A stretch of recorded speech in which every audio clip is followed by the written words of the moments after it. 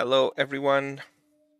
I hope everyone can hear me and that the audio is well balanced, that um, everything works. Hopefully, I will wait for someone to listen and give me a little bit of feedback. Um, I've been adjusting some of the things here. Awesome. Audio sounds great. Thank you, Destiny. Cool. So I have new headphones. I don't know how much you can see. They have kitty ears. This was a Christmas gift that my team gave me, along with a really beautiful wood puzzle showing our awesome Forge banner. I should have shown this. Give me a second. I can probably show you all a little picture.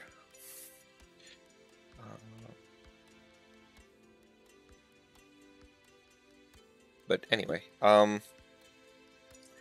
so yeah, welcome to our dev update live stream. We are going to be talking about quite a few things, but first, I just wanted to tell everybody Happy New Year, and I hope that everyone had a very pleasant holiday season. That you all took the time to rest, relax, enjoy time with your family, and for those who were working, that you still had a pleasant and relaxing time, hopefully with less workload. Um, but yeah, happy New Year and happy holiday season. Um, we have quite a bit of content to go through this time because it has been 2 months since the last update, but a lot of that was taken as a holiday by myself as well as the rest of the team. It has been a little bit slow, um, but we still accomplished quite a few things. But I wanted to take this stream and do more than just a revision of what happened since the last time, but also do a full look back, a retrospective on 2021, as well as talk a little bit more about our roadmap for 2022. So I think that's going to make this a little longer than what you might expect, but we'll try and get through it a bit fast. Um, we'll also be doing our usual bazaar showcase, and after that, we'll do a couple of giveaways. We have a gift card for $20 from the Forge that will be given away, but also this time we have a $10 gift card from the Rollsmith that was actually given to us by the Foundry Gaming team, and we want to give it away to our viewers today. So, without further ado, let's get started. So, what did we do in the last year? Well, there's quite a few things.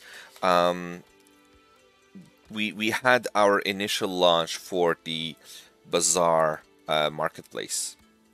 Obviously, that was a big thing that we launched when we did the marketplace, and you can see how many content we have right now. Over 536 modules, as well as we have some worlds, we have some asset packs, we have assets, 127 different asset packs available on the marketplace.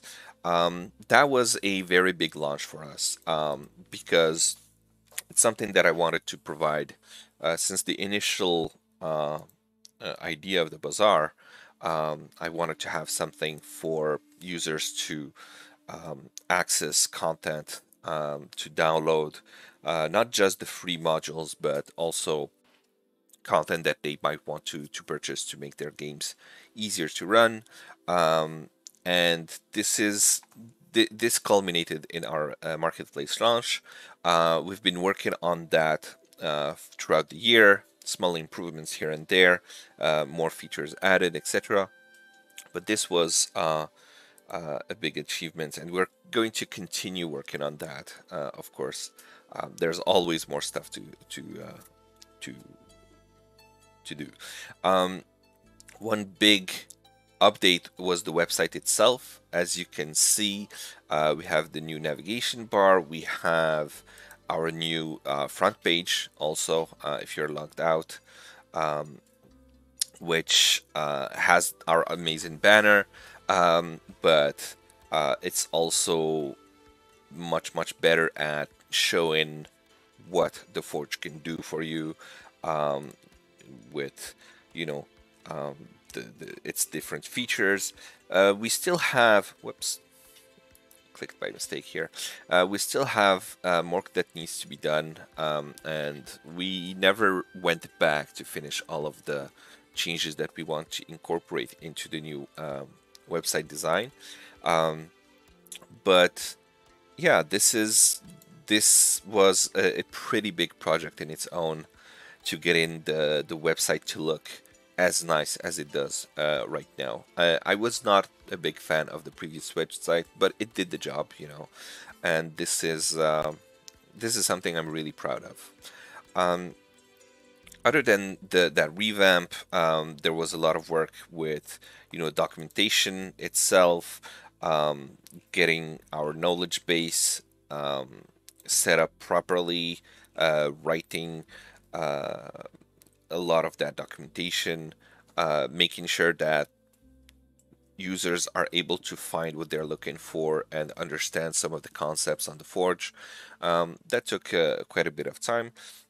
And we also released one of the things that we released was the integration with D&D Beyond, which um, hasn't seen a lot of progress since our initial beta launch, but hopefully 2022, early 2022 is going to be the time for it to really move along and change. And our integration is really great way to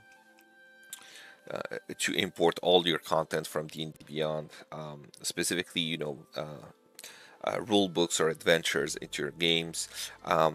We still consider this as a beta release. I think the DDB importer from Mr. Primate is much more complete and um, battle tested, let's say, for some of the things that it does, especially character sheet imports and specific monsters and things like that. But I really like the simplicity that we were able to bring with our own D&D Beyond integration, specifically for importing an entire book into your games. So that was one of the big things that we worked on in 2021. But other than that, there's a couple of things that are not particularly visible to the users. The first is with regards to a design, as well as a revamp of our network infrastructure. There were some issues that we had um, with our previous CDN provider that caused us some headaches, and we switched from them to Cloudflare. We took our time to find the right CDN, the right solution to go to, etc. And we're quite happy with the move that we did. There were still some issues that we had, and we managed to go through them as things were starting out, and we eventually sorted out most of the problems that we had with the new CDN. We also launched a new region Oceania. We used to have Asia and Oceania together with a um, server in Singapore. Now we separated the two, so we have Asia with Singapore as well as Oceania with servers on in Sydney. Um, it's also allowed us to do a new test for a new infrastructure that should be much more reliable uh, and more um, apt to to recover from potential network issues, basically. And it allowed us to test new data centers with a new service provider as well, which is OVH, as we want to move away from DigitalOcean because they do have their problems. They've been good to us so far, but also they've been terrible at some things. So that's one of the issues. And we will soon be seeing the North American and European servers moving to these new OVH data centers. Um, and the other big change that we had, which you can see here, is the expansion of the team. We are not a one-person team anymore. Throughout 2021, we moved from a small one-person project to a multi-person project, and now to having an actual development team, as well as all the other people who are part um, of the Forge um, company. We did incorporate as well in 2021, so we became a real entity, and just scaling up has been a challenge on its own, because you have to manage what everyone is doing. You have to follow um, all the different projects that are happening and make sure that nothing conflicts with anything, and also use the people in the right thing that makes them efficient at what they're doing, but also make sure that everyone is used in the proper way, so someone is not doing something that they hate or that they are not particularly good at. So uh, trying to find everyone's strengths and weaknesses and juggle all of that, as well as my own time. um, it's been a really cool challenge, but things are much smoother now, and I'm very happy with that. And last but not least, one of our big things that we did in 2021 was to take care of sales tax. The tax nightmare, I don't think there's a better word for it. The tax nightmare is almost over, but it took a lot of effort into figuring out, especially as a Canadian company doing sales internationally, with various rules in different countries. But the United States, where most of our players are coming from, have very nebulous and sometimes complicated rules with regards to sales tax, how to calculate it, when to start calculating it, collecting sales tax, and all of that. And as the growth of the Forge has been continuous throughout the year, we started to hit some thresholds on various states that forces us to start collecting sales tax in different states. So this was an interesting challenge to figure out the various regulations and how to do the proper calculation as a remote seller, as well as all sorts of things. And I feel like me and Leon Destiny Gray here, who is my assistant, we've spent probably like half the year just taking care of that. Um, but now it's mostly all done, so that's great. And to finish off the year, we went to PAX Unplugged. I don't know if you saw some of it on Twitter, um, but we did go to uh, PAX Unplugged uh, in early December. So let me see if um, we can see here. We had a really amazing time. That was the highlight of the year for us. I was there with Destiny, and we met a few really amazing people.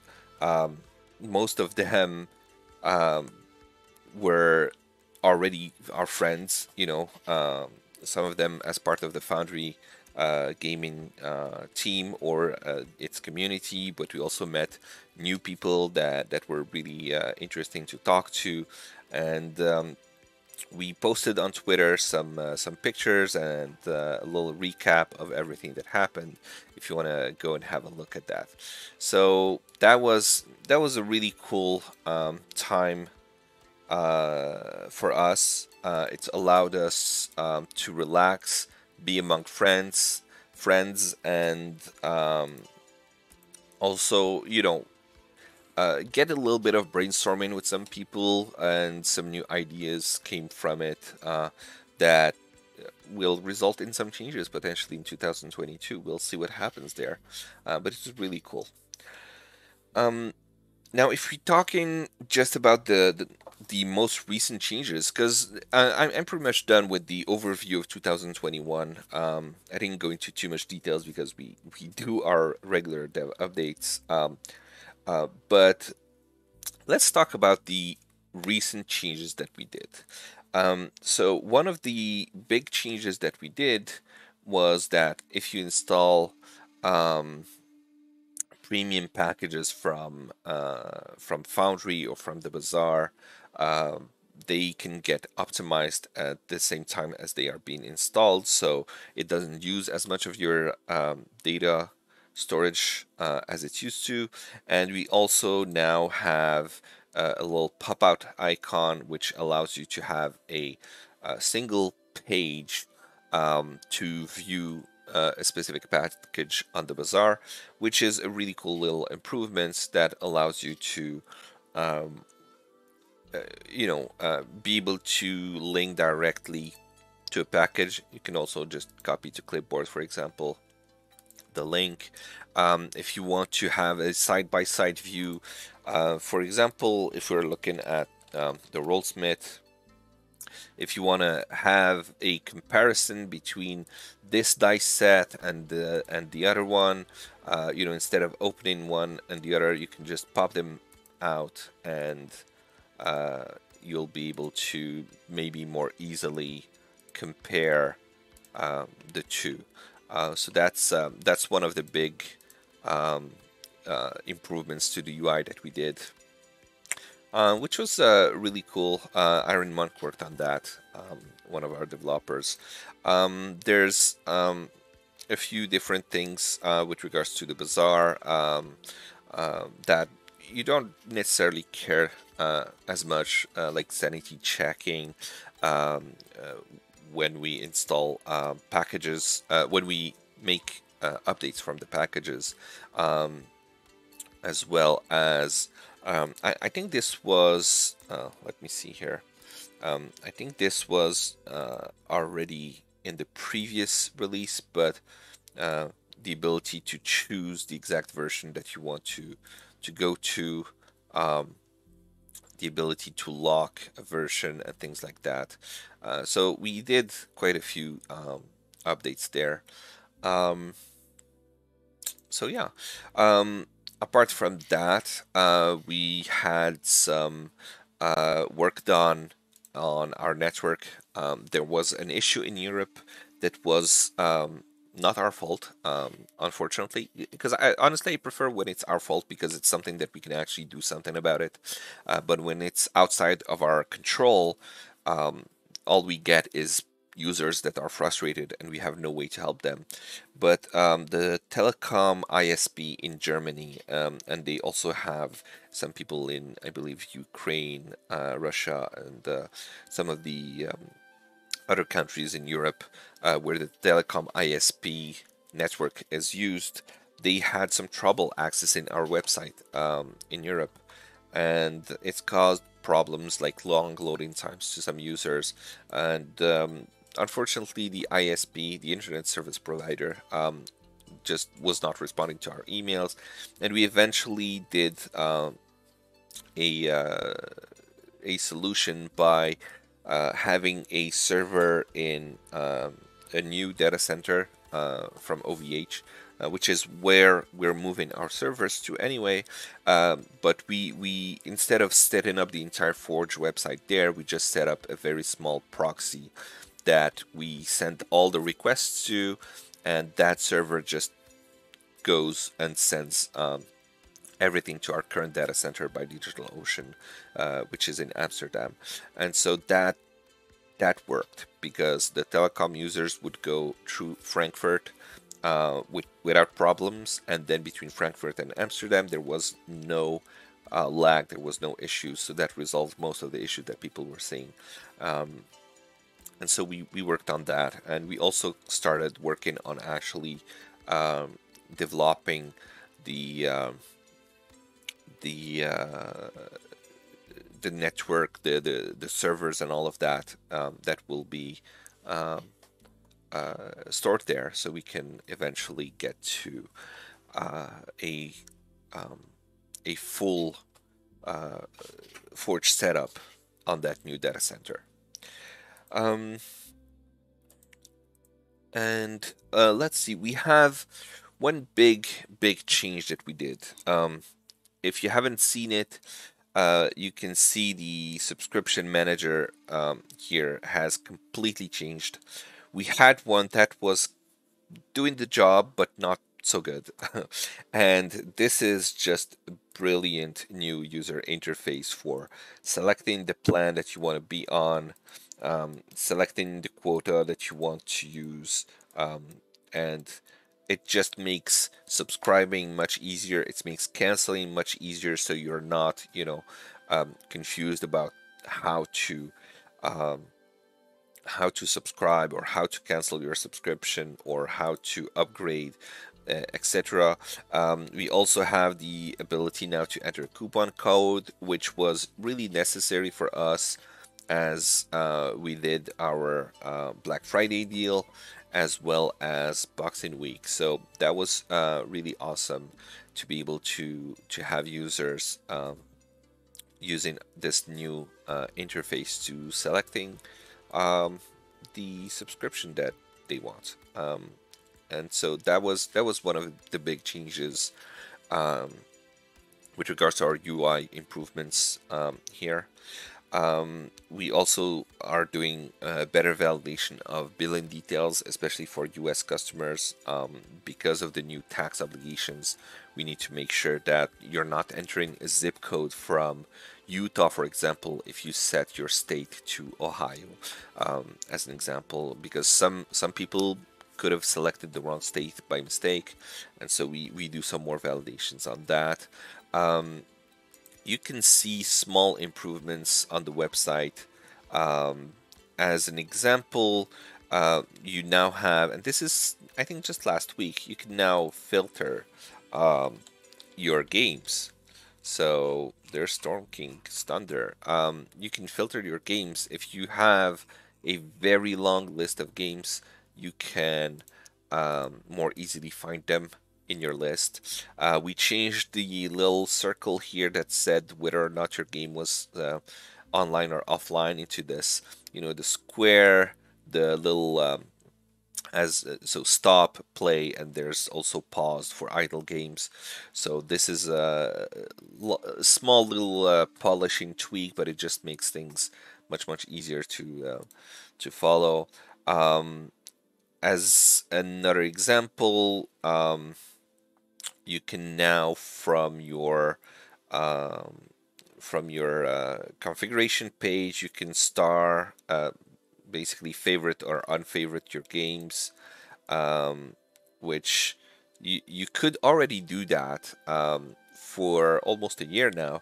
But the little star icon was in the corner here, which is pretty much invisible if you have a dark background image. So a lot of people didn't even realize that it was an option, but now it's showing up right here, so you can just easily click on favorite to favorite your game, so they will always show at the top of your list. Um, so small little improvements like that throughout the website, and we're going to continue doing those. Um, as another big thing that happened in the last couple of months was the version 9 release of Foundry.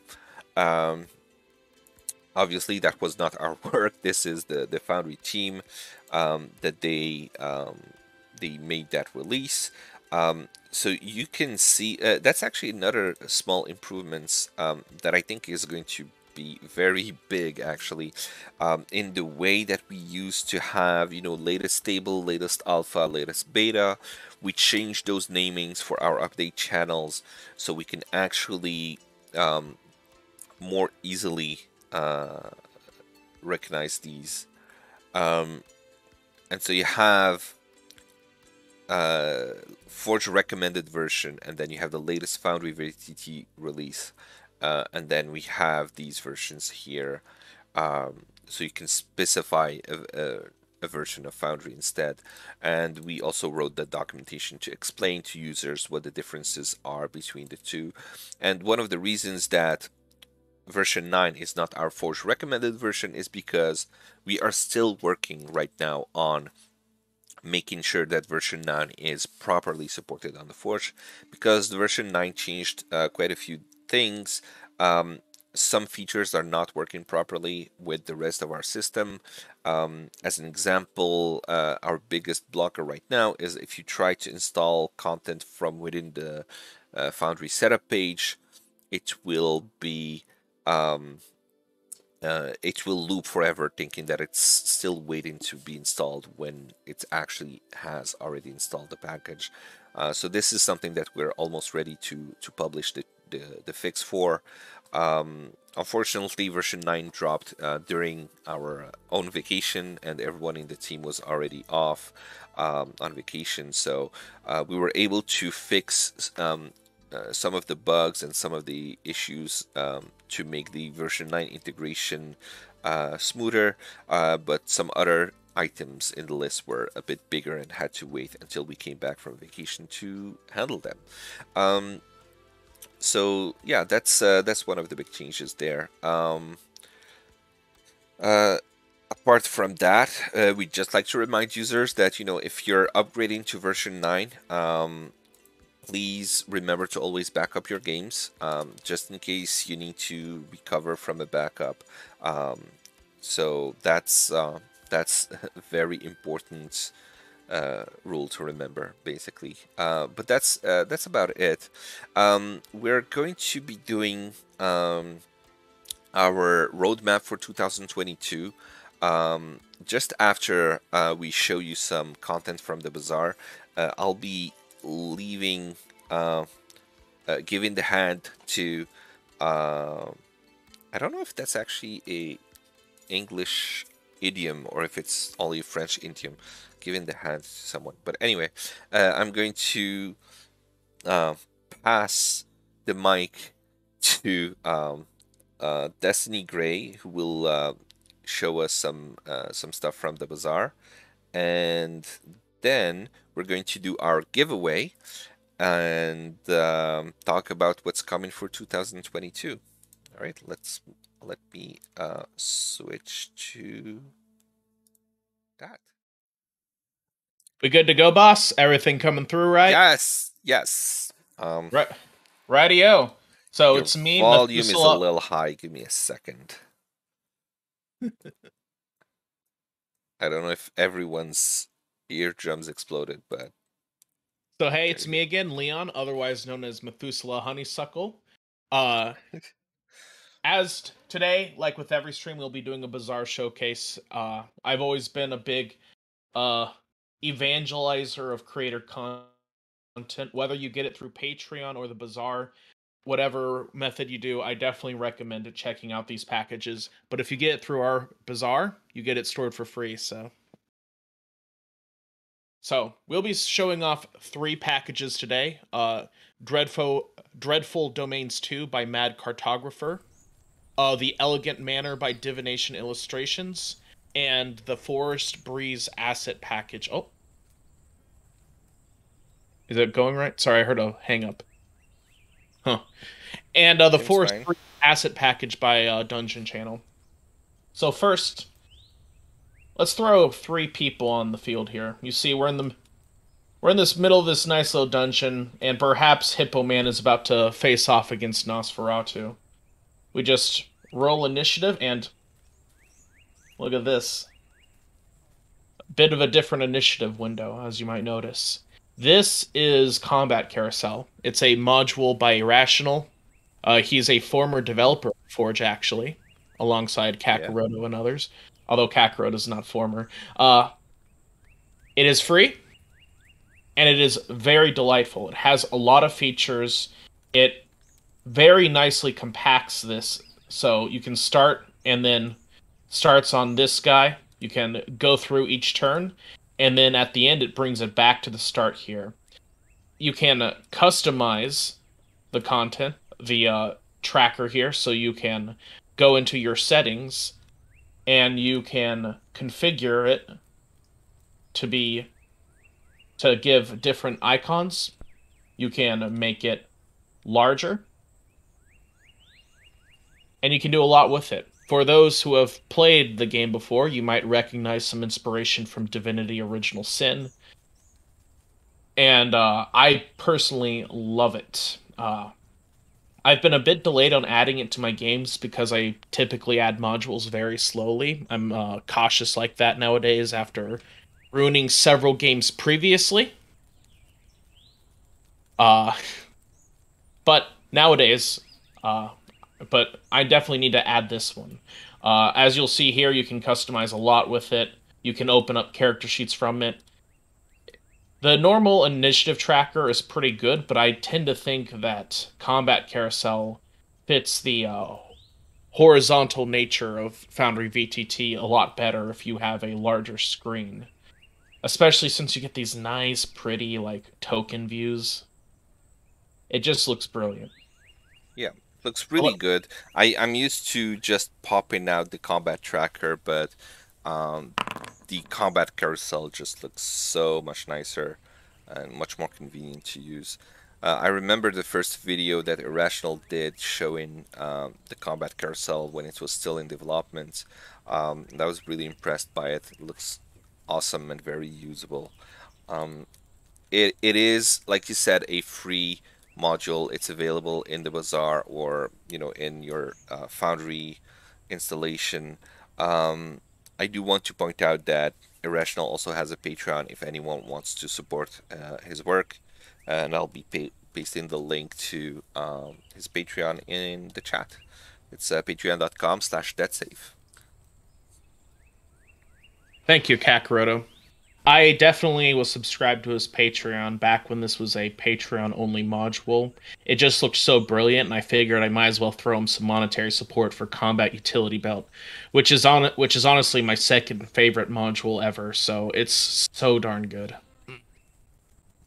It's definitely something I would recommend using, chat, if you run any sort of 5e game, and I think it might even be compatible with non 5e systems, at least probably Pathfinder.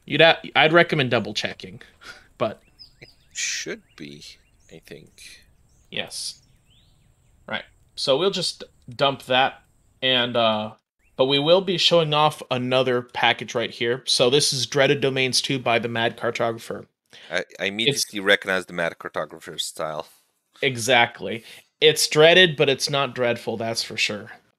It's not yet on the bazaar, but it is coming soon.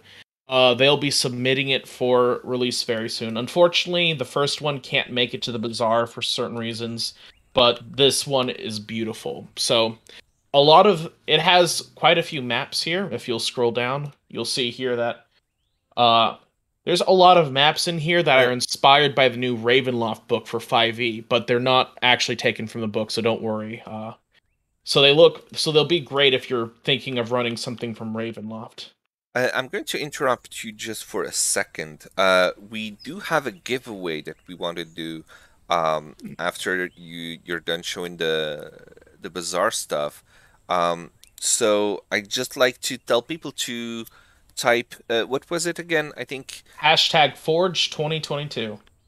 yeah. So type hashtag Force 2022 in chat to enter our giveaway for a Rollsmith gift card, which is um, available on the bazaar. We have some content there, but the gift card will be to purchase content directly from their own store, as well as a $20 gift card for the Forge.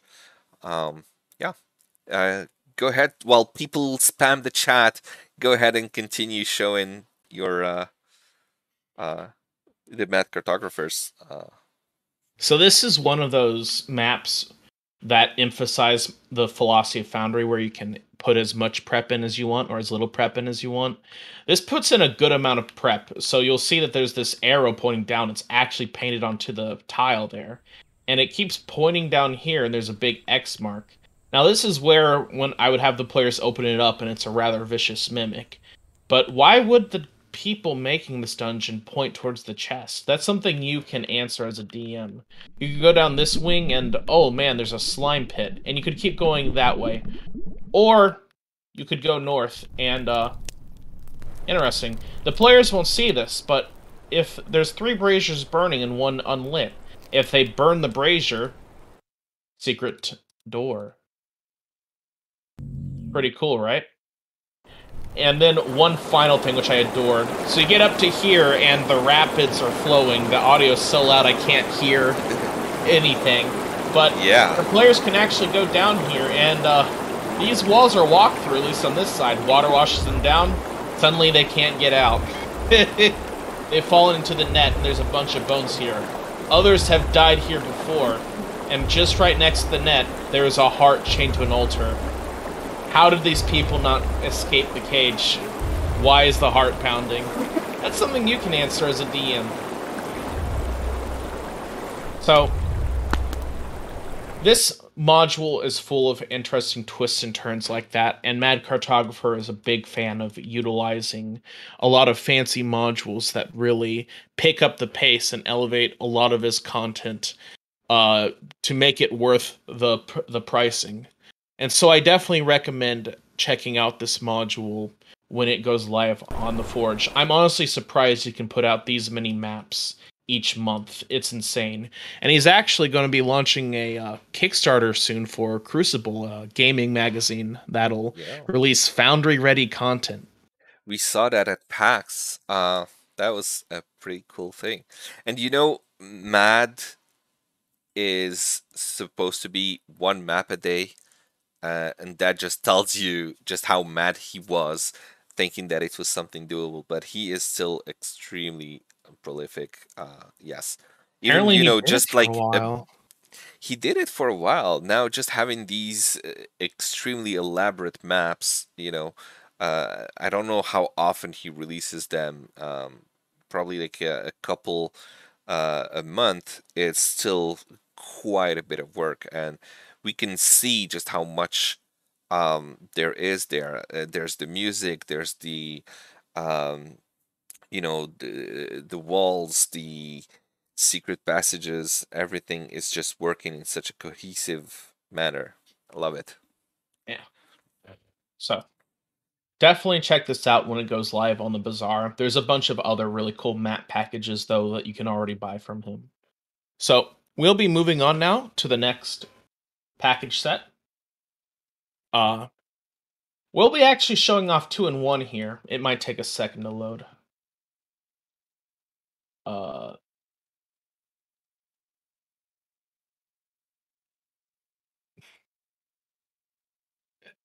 there we go. Right, so we move right in here first, and you might notice these somewhat unnatural but very beautiful trees. So we've got the Elegant Manor package from Divination Illustrations, but we've also got these nice animated trees. I'm going to be showing off these first.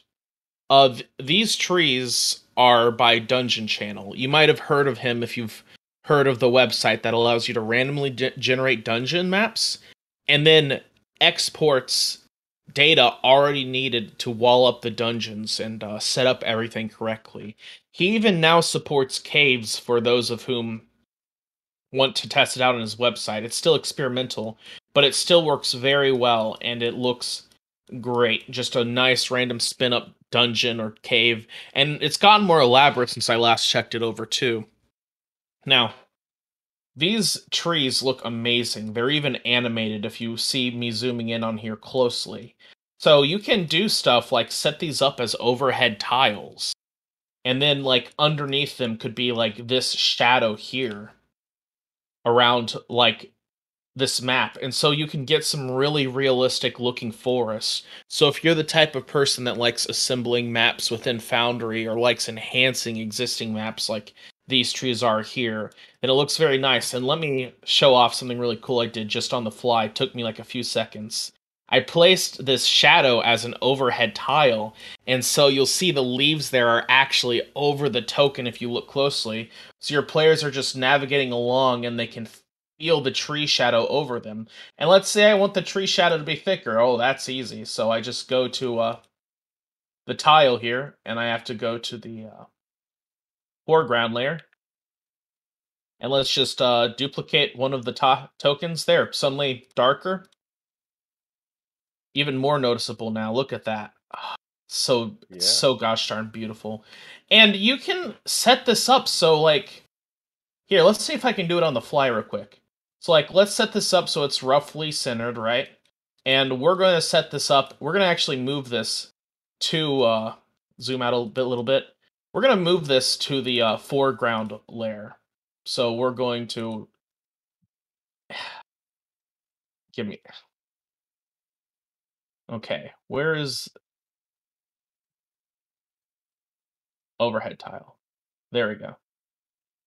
So you're walking along and then the tree just instantly fades and you're underneath the shadow of the tree.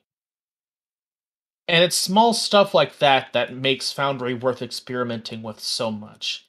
It's such a brilliant thing to use these asset packages with.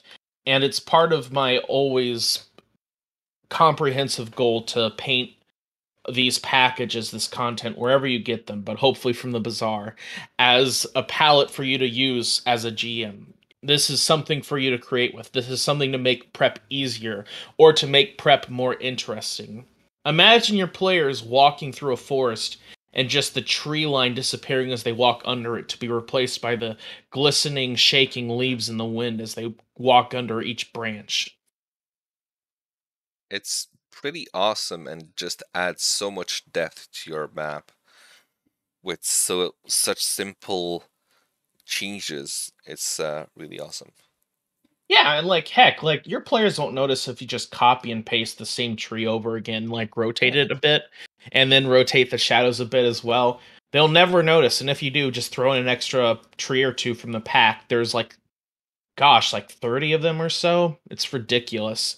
And then just like randomly throw them in. If you're using Molinet, a module that lets you browse the asset packages on our service, you can actually use that to just quickly like look them up and like search through a bunch of images really quickly and throw them onto the map.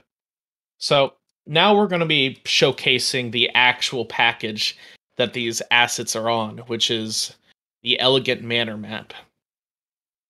Uh, Looking over it, you see that there's this nice, simple manor. It doesn't have a lot of detail, but this can be actually pretty useful because if I'm running a combat, it can get pretty hard if everything's compact and close together. It's probably more realistic, but it looks a lot nicer and it makes for a lot better combat with these spread out rooms and this simplistic stuff. And it also lets you insert more detail via theater of the mind. So maybe like you can describe more detail about how like the certain floorboards are more worn if there's a secret passageway you want to throw down, and like that wouldn't work as well in a more detailed map. Or maybe you want to paint this as like just a nice, simple, happy home.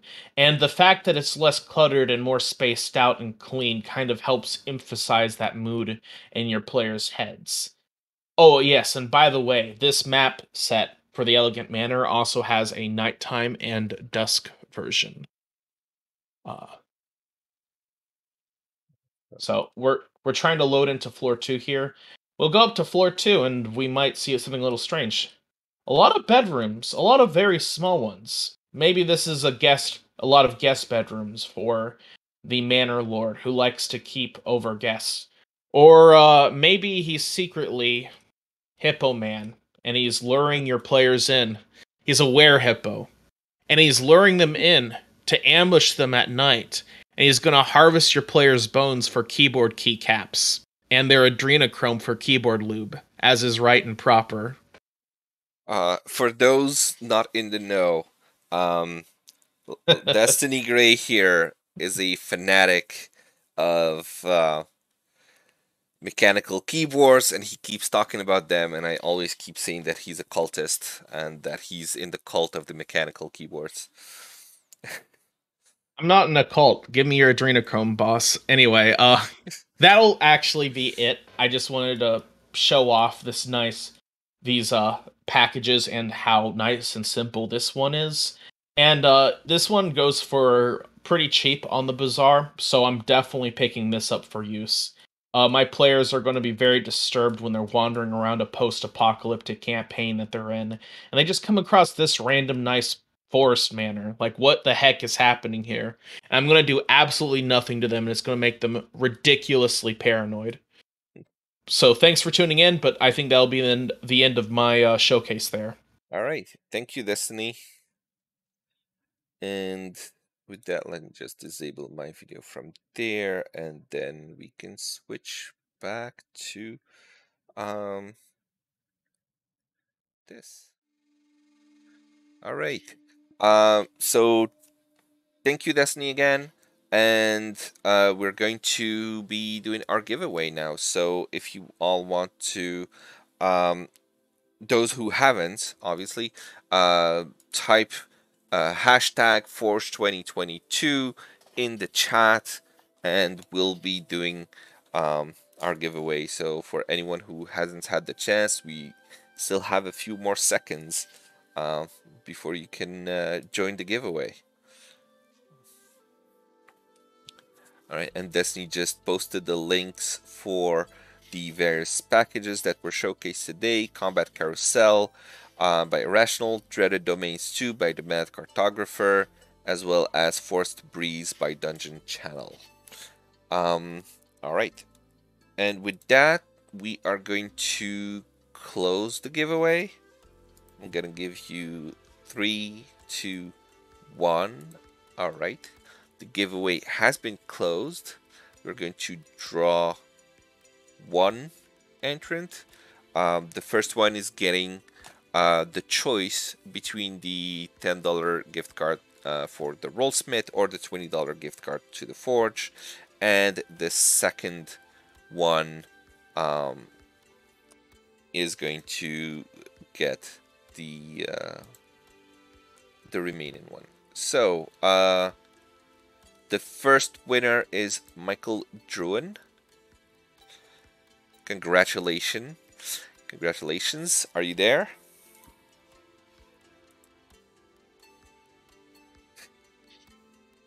Michael. Congratulations, Michael. There you go. Awesome. Would you like the $20 gift card for the Forge or the $10 gift card to the Rollsmith? And while I'm saying this, I'm just going to show you the Rollsmith website. This is where you would be able to redeem it. All right, awesome. So you're taking that one, and the second winner is your DM tonight. Okay, your DM tonight. Congratulations. You're getting the Rollsmith gift card. We will send you all that information by private message on Twitch. Awesome. So the gift card was given to me by Foundry Gaming. Um, so it's their gift card, and we're just going to give it in our stream. Um, so thanks to Foundry for doing these gift cards.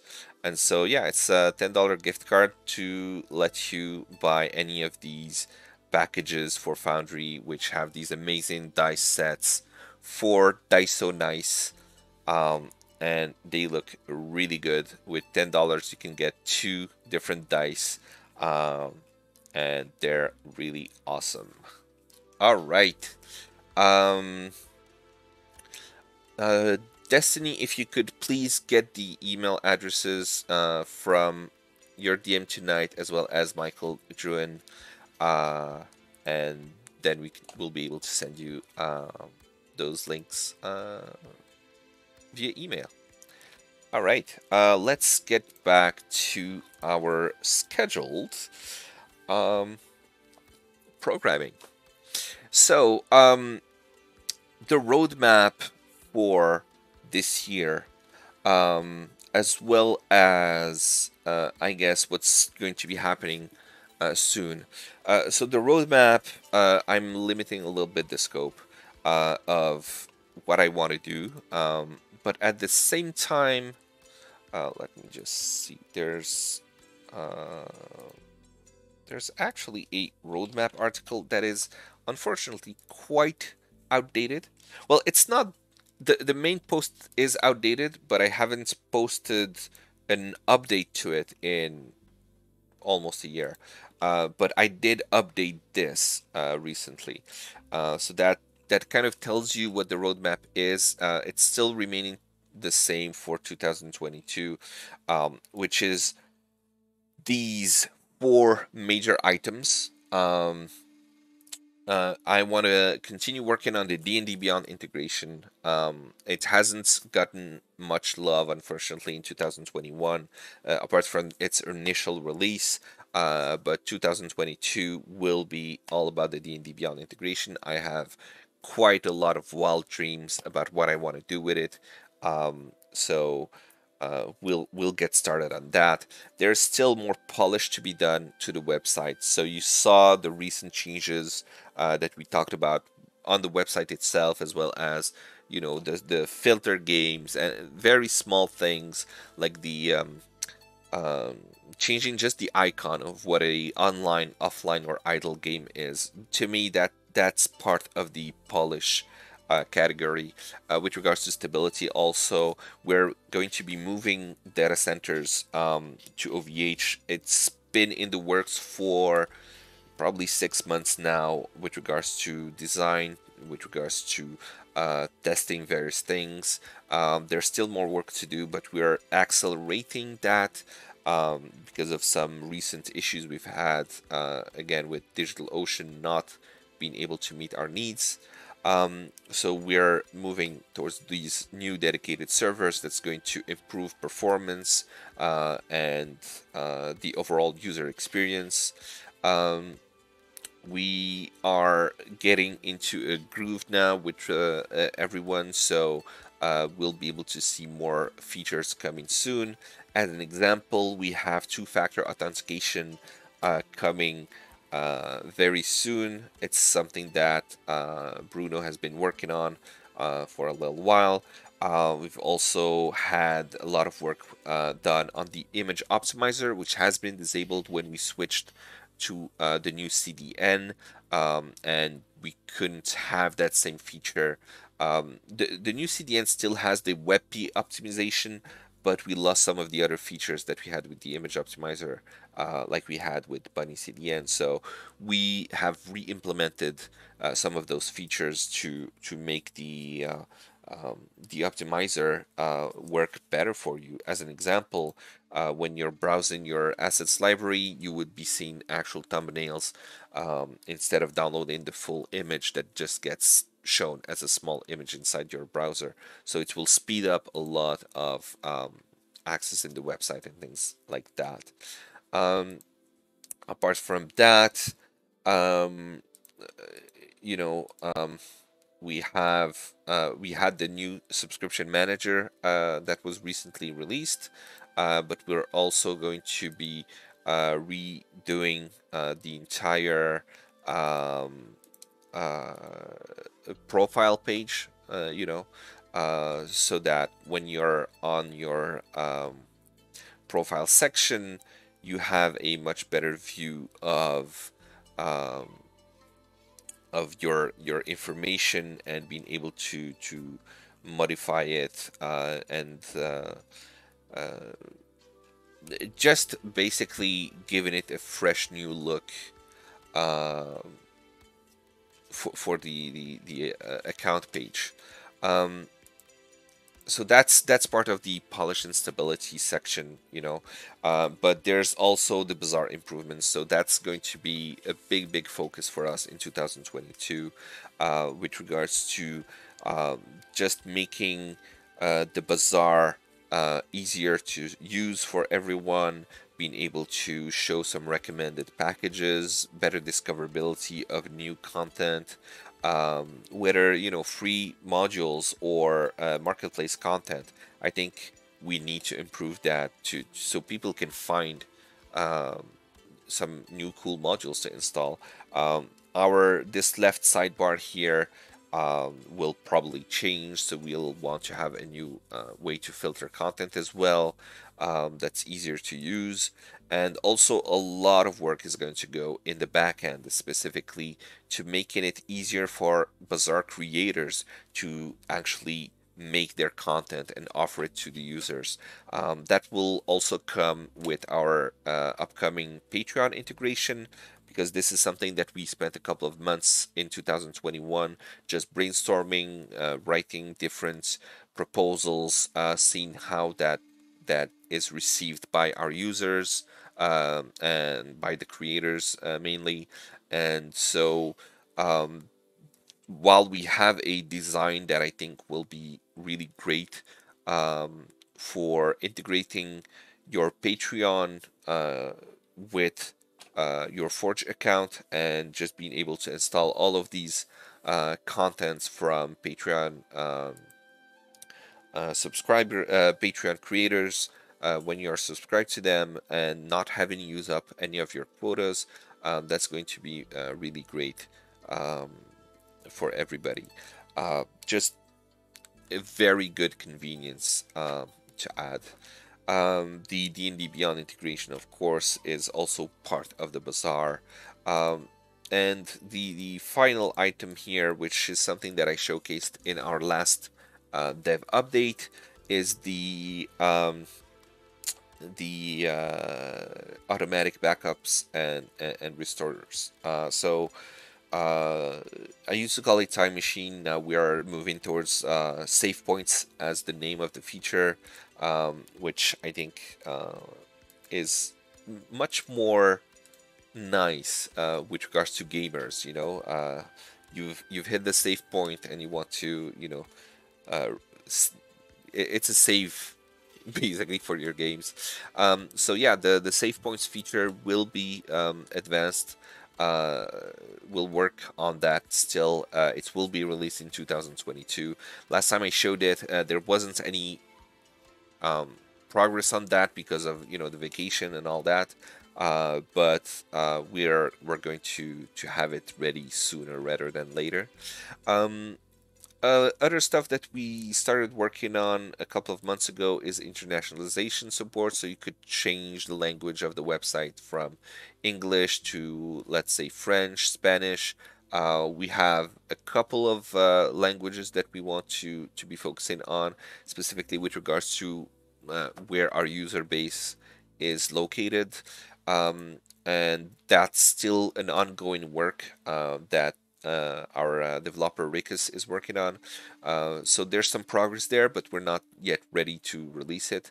But that's going to be coming, hopefully within the next few months.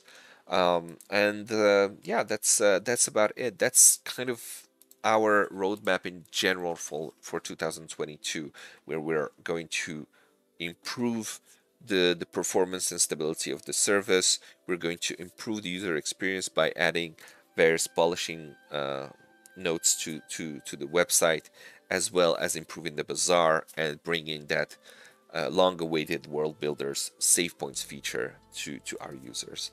And that kind of concludes the roadmap and what we'll be working on in the near future. And with that, I think it's time to ask questions from Twitch. So we're moving to our Q&A section. Um, Let me just quickly catch up on the chat here, if you wouldn't mind. Let me see. Right.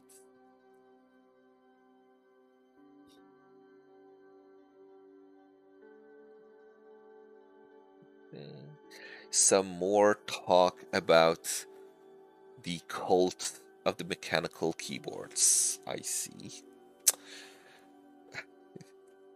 Rollsmith dice look sweet, absolutely. Um, yeah, they're amazing, and there might be a little surprise by the Rollsmith in the next month or so. We might talk about it uh, in our next update. Bezriel89, thank you for the efforts. Excited for the North America host change. Happy customer for over a year. Our Boston-based group played like crazy to get through these crazy times. Thank you. Yes.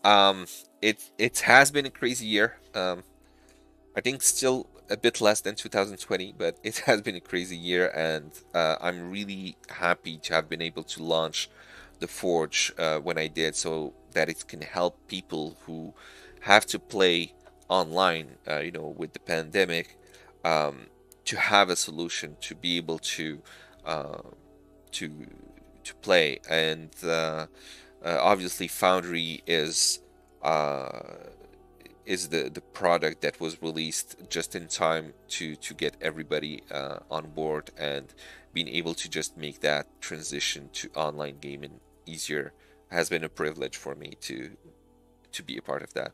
And that's something I always hear quite often with Beyond 20 as well, as I'm the main developer on Beyond 20, that it just helps make people's games uh, possible.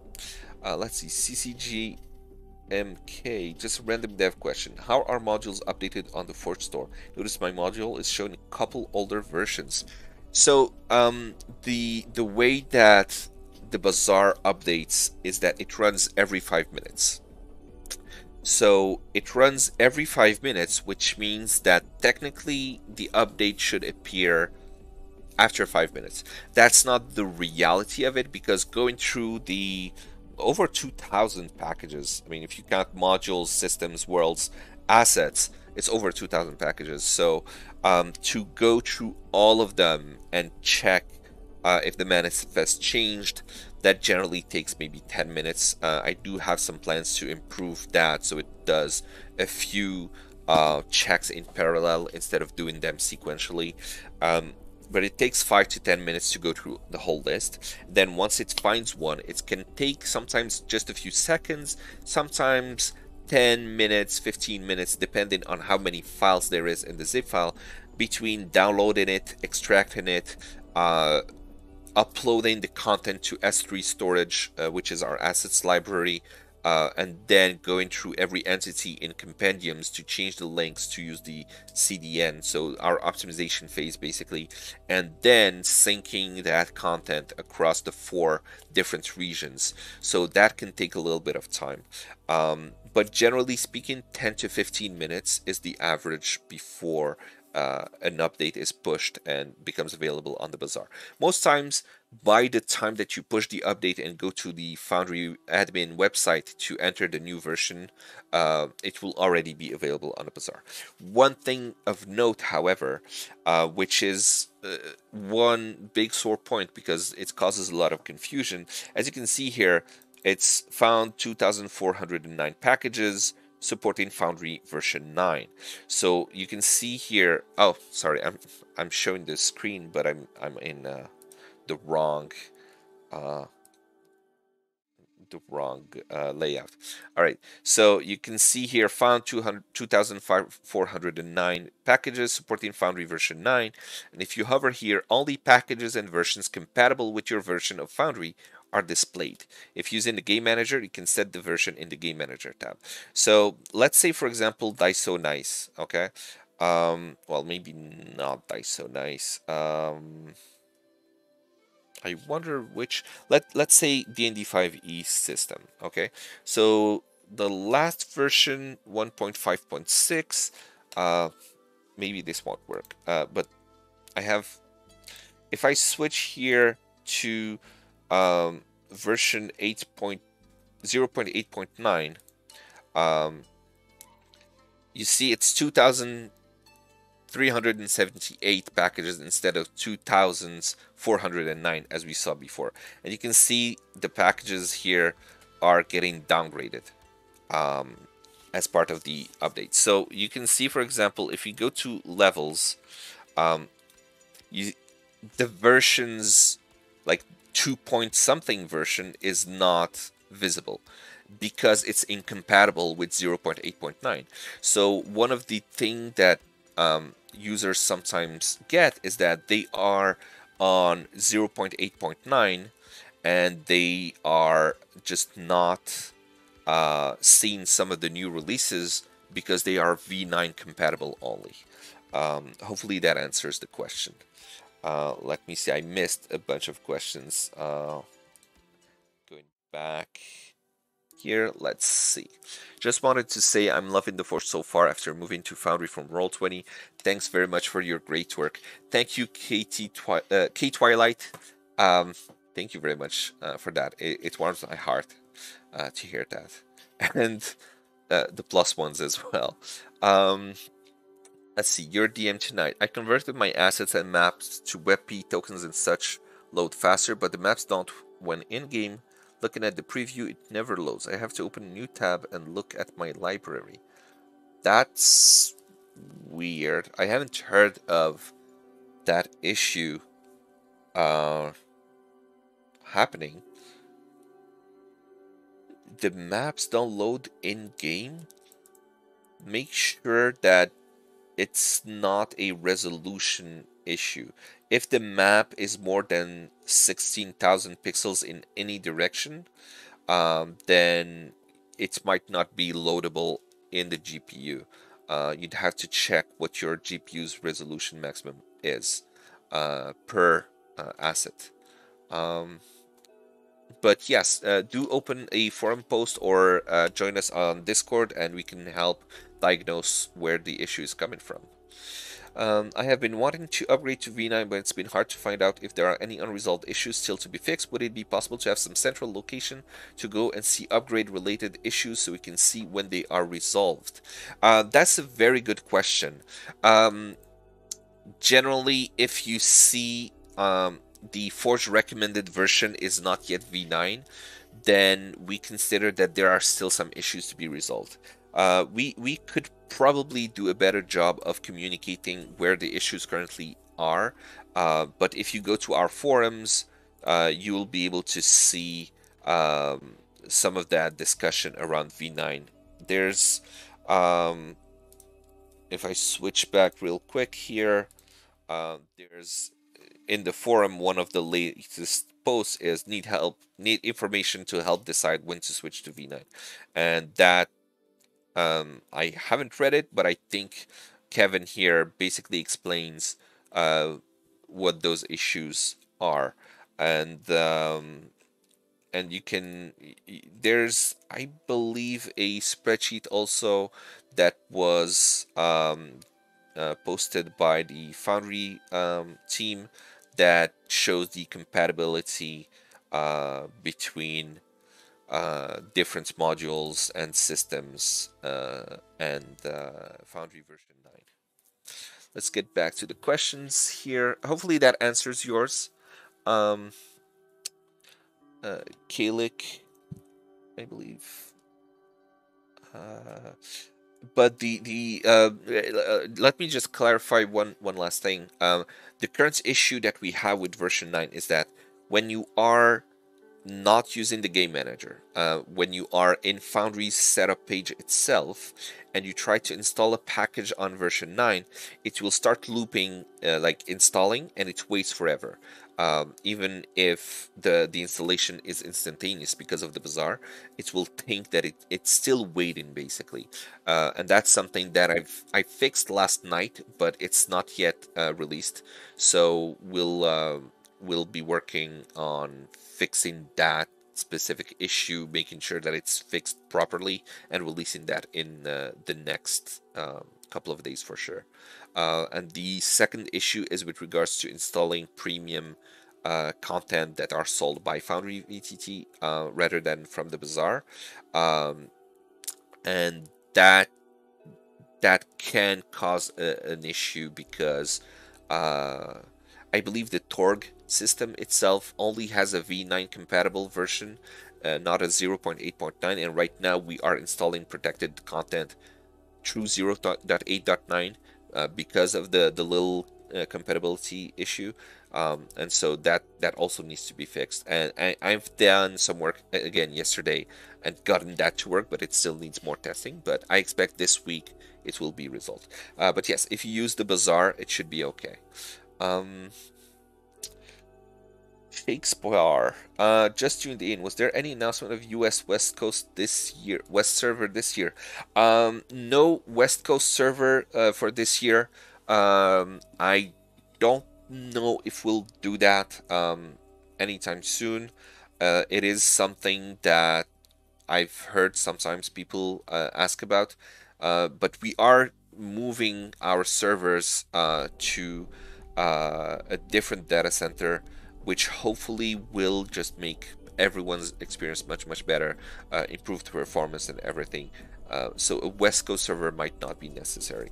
I think it's generally not necessary because the assets, which is where most of the data is going to be coming from, is already served through the CDN. So um, we'll see. But if there is a need for it, potentially, but we already have 4 regions, and having a fifth one might be in the cards, but every single one that we add adds complexity to the whole infrastructure exponentially. So um, let's see.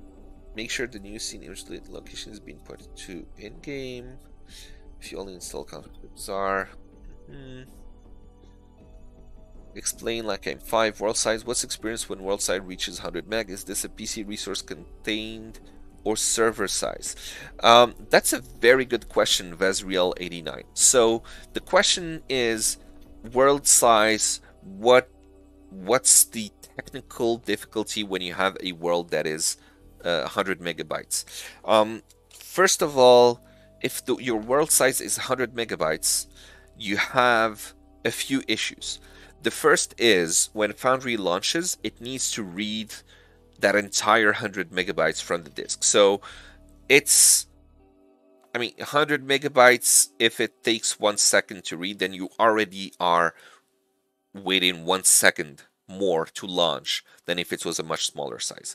Secondly, it's not just reading from the disk, it's not so much a disk space, a disk latency issue, but it's also a parsing issue because it needs to load that in RAM and then it needs to parse that as a string because it's JSON, the JSON format. So this gets technical, but it needs to parse that, which as the amount of data is bigger, it becomes exponentially longer to parse that data and store it into not a string format but an object format in RAM. So your 100 megabytes will become 500 megabytes in RAM, and then so that's already going to greatly affect the loading time, but also any operations that happen in Foundry after that, because the garbage collector in JavaScript will need to go through all of those objects to see if any need to be garbage collected. So that will slowly start to degrade performance because of that. In the end, you just have a slower server because of it. The second and potentially more important aspect of it is that when you open Foundry, that full 100 megabytes need to be downloaded to you and to your players. So imagine you are basically 5 players, and suddenly you enable a module so that reloads the page, and you have 5 players plus DM, that's 6 people. Suddenly it's 600 megs of data that needs to be sent to everyone from a single server, the Foundry server. So that saturates the bandwidth, that saturates both from the server side as well as for each client. And it depends. If you're on fiber optic and you have 1 gigabit internet, sure, it's going to not affect you as much to download that 100 megabytes. But if you're on a regular DSL connection and potentially you're further away from the server, like the West Coast user a bit earlier, then it will affect how fast that 100 megabytes will be able to reach you. And so your 100 megabytes will have a very big impact on loading time as well as pretty much every operation in Foundry. It will slow down the server as well as the client, because that 100 megabytes once downloaded on your side, you know, it needs to become from object to string to be able to send it through the network. And then on your side, your browser needs to parse that 100 megabytes, which will be slow as well, and then put that into RAM. So that's going to be another potential, 500 megs of RAM used just to hold the world, without holding the maps, without anything else, just to hold that data. And it's just going to make things much slower. This is why we generally say your world should be 20 megs on average. So 20 meg is technically a relatively large campaign, and you won't have any issues. Maybe 30 megs, 40, it's still going to be almost not noticeable. Above that, you'll start to notice degradation of performance.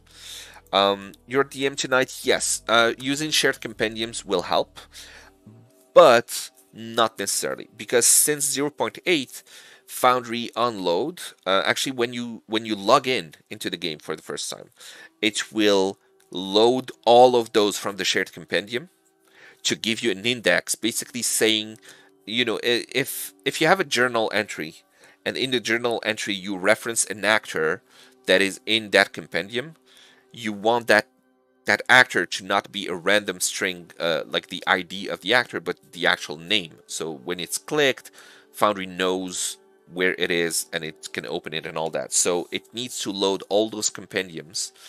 So it will still be affected by that whole issue of loading all the files from the disk, parsing them, holding them in memory, then indexing them, and then it sends you the index. So your 100 meg of shared compendium will probably be just 500 kilobytes sent over the network.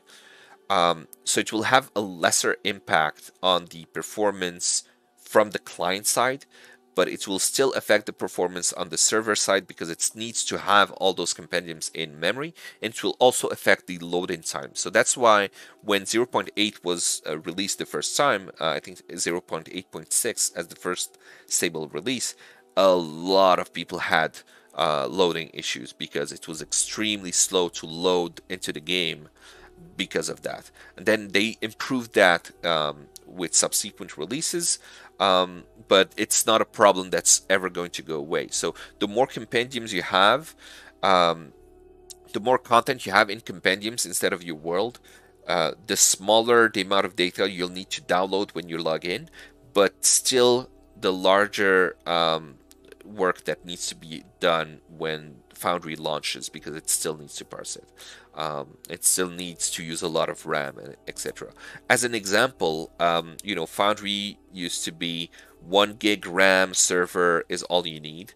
But since 0.8, if you are playing Pathfinder, you cannot, because it will use more than 1 gig of RAM just to load the immense bestiary compendiums from the Pathfinder system. So not even talking about any shared compendium, no modules, anything, just the Pathfinder systems.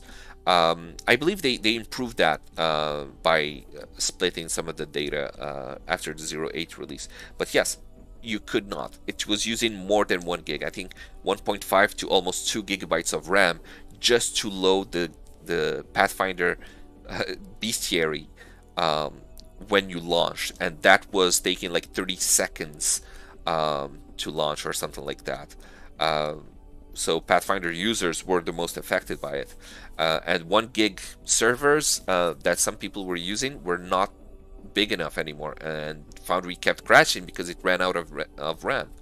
Um, so that's one of the issues. And just for reference, if you don't have a lot of content, you don't have a lot of actors or entities in compendiums, a regular Foundry server will use around 70 or 60 megabytes.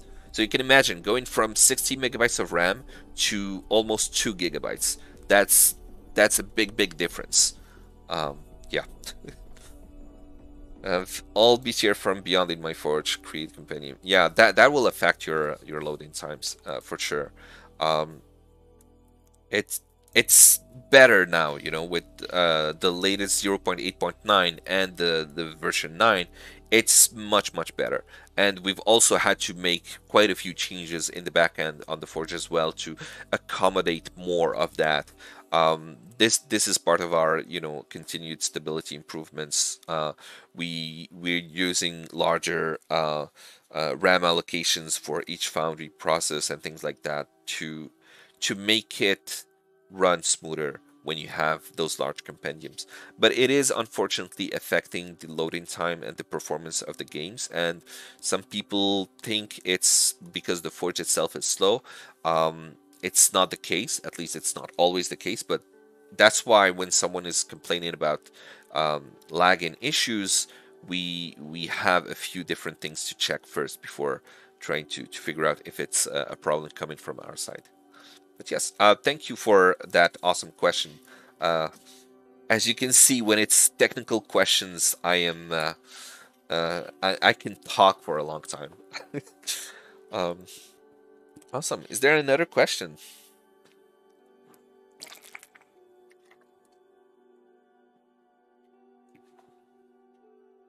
I needed to drink from my invisible bottle. Love the information, or we wouldn't be here. Well, thank you for being here. Um, and I love sharing information. I love being able to to talk with the community, with all the people. I mean, I've been in the Foundry community since the 0.3 days, so uh, love it. Thank you. Appreciate not treating us like dum dums. Well, why would I? I want to try and tell people what they want to know. If they're able to get it, that's great. If not, then I'll try to um, give analogies or say something in a way that is more easily understandable. It's something that I've always loved doing. The funny thing with the Eli 5, explain like I'm 5, is that I used to do that a long time ago, before it was even a thing, I guess, um, with my sister, who was 5. And when I was studying in high school, I was practicing what I was learning by trying to explain it to her um, in a way that she would either understand or obviously not understand. But I would tell her, imaginary numbers, you don't need to understand that right now, but just let me explain it to you. So when you're like 10, 15 years from now, um, the teacher starts to explain it to you. You'll be the only one who gets it because you'll have these little seeds in your mind from when you were a baby, basically. But yeah, I used to do that. I love doing that. Um, Trying to vulgarize. I don't know if that's a word in English, but yeah, like making things easier to understand for people who are not necessarily technical. But I did go technical a bit on that explanation there. Awesome. Yes, there's a lot of IT people and hobbyists in the community. That was actually one of the surprises that I got when I built the Forge. To me, my target audience was the people who are not technical at all. People who don't know how to reboot a router. People who really just want to click sign up and click launch and run their Foundry. They don't want to know what start the server or stop the server even means. They don't need to know what port forwarding means. That was my target audience. At least that's what I thought. But once I started the Forge and started getting users, realized that there was a big part of the user base that was very technical people who know how difficult it can be to build something like the Forge, or just even self-hosting with all the security aspects and all the optimizations and all of that. And they say, I'm a sysadmin, I do this at work, I don't want to be doing this at home as well. So yeah, I was surprised to have many technical people as part of my user base. Let's see. Kalik, one small issue I have is that changelog buttons in the update all packages window are often hidden. We like the ability to click on that before installing a package just to see what's new, so I could fix that. It would make my life easier. Yes, I saw a feature suggestion, I believe today or yesterday maybe, about actually moving it next to the new version number in the update all. And I thought that was a really good suggestion. And Kevin responded that we could just make it so they're always appear just by basically shortening the package name even smaller. And I think that's also a good idea. And at this time, I don't know which of the two ideas I'll go with. Um, I will ask Iron Monk, who is our resident UI designer, and he's the one who designed the new subscription manager. I came with, hey, here's what I had in mind, and he said, well, let me show you what I already did. And I saw what he did. I was like, okay, I don't have any suggestion to give. Keep doing what you're doing. You're already doing a better job than what I had in mind. So I'll ask Iron Monk what he thinks, and he'll probably do something really cool to improve that. Um, all right, it's really nice feature, so it's annoying when I can't use it. Yes, totally agree. Thank you. But yeah, I don't know, Kalik, if you were the one who made that suggestion in our Discord yesterday, but yes, it's a known problem and it's been noted, and we will work on that. Um, okay, but yeah. Um, so either having the little changelog icon always visible, so we put the ellipsis a bit earlier in the package name, or just moving it next to the actual version. So you have like going from 1.1 to 1.2, and then you have the little changelog icon next to the 1.2, so you can click it directly from there. But yeah, we'll work on that. I know some other suggestions we had, like having a list view in the assets library. This is something that I'd like to get to as well soon. Part of the polishing features, improving the website, and all of that. Um, yeah. Any other questions?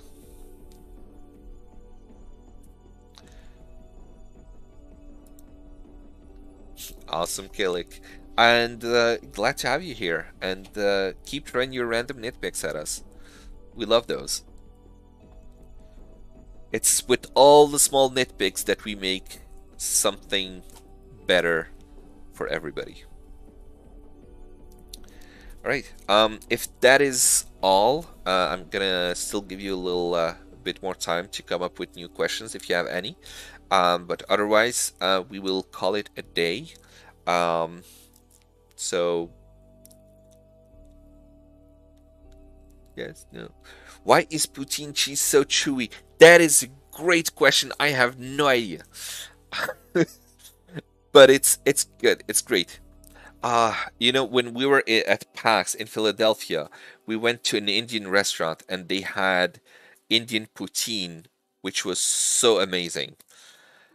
It was great. I need to go back to Philadelphia just for that Indian poutine. And Destiny Gray, who was with us there, can attest to how awesome it was. We had some great food in there. So anyway, I'll research the cheese, the chewy poutine cheese. Was the fix coming for being able to update from the setup page and not from the Forge site? Is there yes? Yes. It's something that I worked on yesterday, actually around like 6 a.m. That I got it fixed, and planning on doing more testing today to make sure that it's a proper fix, and it will be released in the next couple of days, potentially tomorrow. So yeah, it's coming very soon. And another small issue with protected packages installs with Foundry V9, and once it's done, V9 will go into the recommended, will become a recommended version on the Forge. So yes, coming soon. All right. Thank you, everyone. Thanks for the great questions. Thanks for your time that you spent with us. And thank you for being a Forge user and supporter. And I hope to see you again next time. We will try to do these maybe a little more often now that it's not, all vacation and stuff. So maybe in a couple of weeks, we'll do another dev update and see you then. Thanks. Bye-bye. Oh, wait. One thing. Conclusion. I'm supposed to say this. I'm obligated. My boss tells me to. Um, just as a closing comments, if you want to follow us, you can find us on Twitter. You can join our Discord. We have a Reddit, and we also have a Facebook, though we don't really use it. And if you have any questions or anything, you can go to our forums, and Destiny will post the links in the chat. So that's how I'm going to conclude today. So thank you, everyone, and see you next time.